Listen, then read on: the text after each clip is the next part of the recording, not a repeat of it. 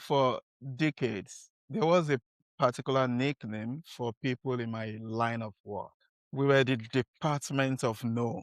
If an engineer had a brilliant idea, they don't talk to us, they hear it from us. If a product manager wanted to ship fast, they routed around us because the assumption was simple. Information security or cyber security is where innovation goes to die. But we are living in a new reality. If security says no to everything, the business dies of stagnation. But if security says yes to everything, on the other hand, the business dies of a breach or an attack. So, who stands in the gap? Who holds the tension between moving fast and staying alive? I'm Raphael Olushola Adeyemo. This is Pathfinder Conversations. Today, I want to talk about a role that is quietly reshaping how modern companies operate at the top. The modern business information security officer, BISO, or what I personally call the tech diplomat. To understand why this role exists, we have to take a look at the terrain we are fighting on. Let us be very clear. Modern companies don't just have GDPs, they have influence that rival nation states. Apple's market cap has hovered around 3 point. Its annual revenue is roughly $380 billion. That is not just a big company territory. That is systematic actor territory. At that scale, you don't just manage compliance. You manage corporate foreign policy. That is why Microsoft engages at the United Nations level. That is why Denmark appointed a tech ambassador to Silicon Valley. And this is not symbolism, it is governance catching up to power. So if the corporation is a nation state, who runs the security policy? If you've watched the Netflix series called The Diplomat, you know the character Kate Wyler. She hates ceremony. She hates ego. She doesn't care about the photo ops. She just wants to stop the world from catching fire anywhere. That is the standard of the modern BISO. The era of the Department of No is over. The tech diplomat is not there to polish a policy. It's there to keep the state functional. It's there to ensure the business can wield its power without destroying itself. Now, every Kate Wyler has to manage a Hal Wyler.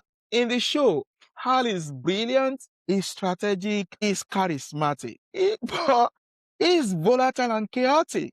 He has a habit of creating geopolitical incidents, often unintentionally.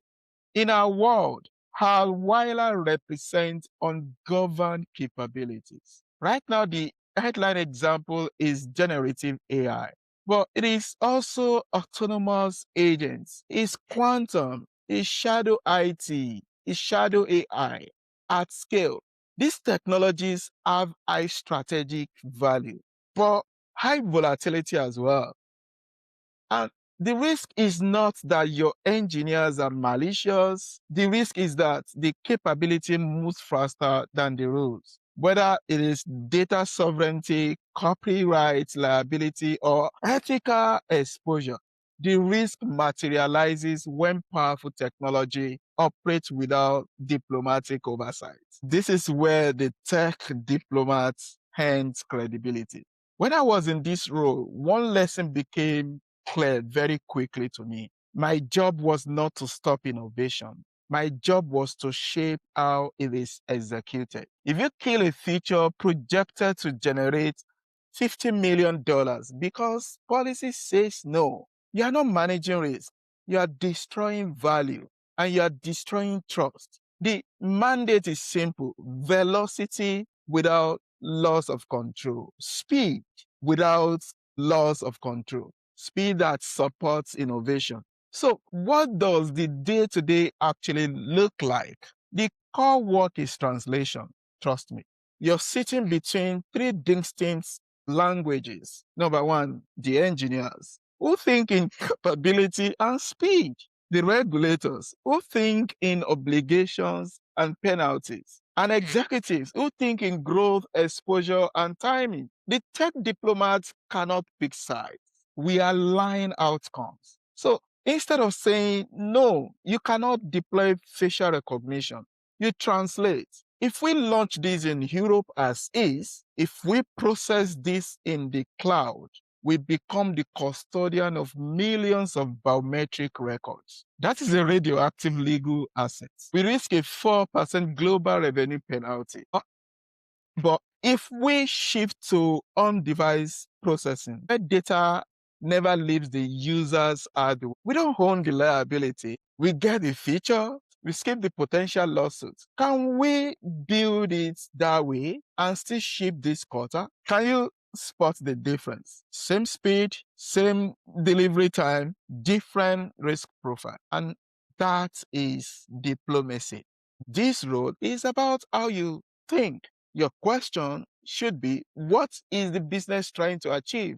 Before you ask what policy applies and standards. You treat security as a design constraint like gravity, not a veto. You understand that influence beats authority every single time.